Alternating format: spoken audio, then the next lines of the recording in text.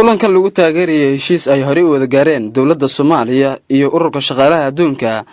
ayaa maanta lagu qabtay magaalada Muqdisho. heshiiskaasi oo ka koobnaa 3 qodob ayaa waxaa kamid ahaa in shaqo abuur loo sameeyo dhalinyarada Soomaaliyeed.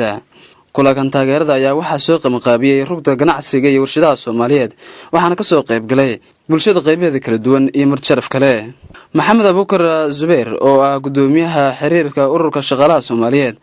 ayaa ku booriyay dawladda Soomaaliya heshiiska ay la gashay ururka shaqaalaha adduunka. waxaan aad iyo aad ugu faraxsanahay in aan shirkan aan qabanayno ku soo dhaweynayno heshiiskii ka dhacay Geneva 20 Maarso 2014 oo aan lagu kala qaybsanayn oo ay joogaan dhammaan ururada shaqaalaha matalaya xubnihii affiliates ka tirsanaa ururadaas oo kala ah xiriirka ururada shaqaalaha Soomaaliyeed iyo isu taga ururweynaha shaqaalaha Soomaaliyeed oo shirkani si jointly ama wadajir u qabanayo dhinaca kale oo ah loo shaqeeyihii unugii matalaya loo shaqeeyaha oo ah rugta ganacsiga iyo warshadaha Soomaaliyeed. xawiyaha guud ee ururka suxufiyiinta qaranka Soomaaliyeed ee Nasaja Maxamed Ibrahim Pakistan ayaa sheegay in heshiiskaasi ay faa'iido badan ka dhaxli doonaan shacabka Soomaaliyeed. maanta heshiiskan wax weyn ayuu ka tari doonaa in qof walba oo shaqaale ah ama ha noqdo saxafi ama ha noqdo xamaali oo maartay procedure cusub ay man doonaan oo maartay xuquuqdooda lagu difaacayo isla mar ahaantaana maartay qofkii shaqada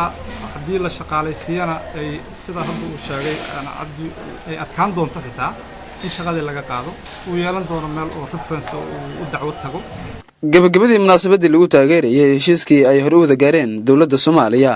iyo ururka shaqaalaha adduunka ayaa waxaa soo xiray agaasimaha guud ee rugta ganacsiga ee warshadaha Soomaaliyeed mudane Cabdi Bashiir Dhoore ayaa sheegay in shacabka Soomaaliyeed ay ahmiyad weyn ugu fadhiso heshiiskaasi loona baahan yahay shacabka Soomaaliyeed inay ka faa'iideystaan fursadan qaaliga oo ay soo hoysay dawladda Soomaaliya. waxaan rabay kaliya inaan cadeeyo laba arrin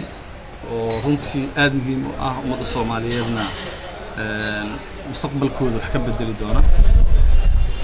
xuquuqsiinta dadka shaqaalaha ah ama abaabulidda iyo ururinta dadka shaqaalaha ah macno weyn bay ugu fadhidaa dunida hadda maanta aan ku noolnahay xuquuqdooda kaliya inay soo dhacsadaan maahane meel walba ay joogaan ayaga ayaa matala runtii isbedel weyn ku sameeya siyaasadda adduunka ka socota. 20 bishan Maarso ayaa heshiiskaasi ka kooban 3 qodob waxaa hore u wada saxiixday dawladda Soomaaliya iyo ururka shaqaalaha adduunka kaasi oo ka dhacay magaalada Geneva ee wadanka Switzerland. Cabdishkuur Ismaan Cali, telefishinka qaranka Soomaaliya, Muqdisho.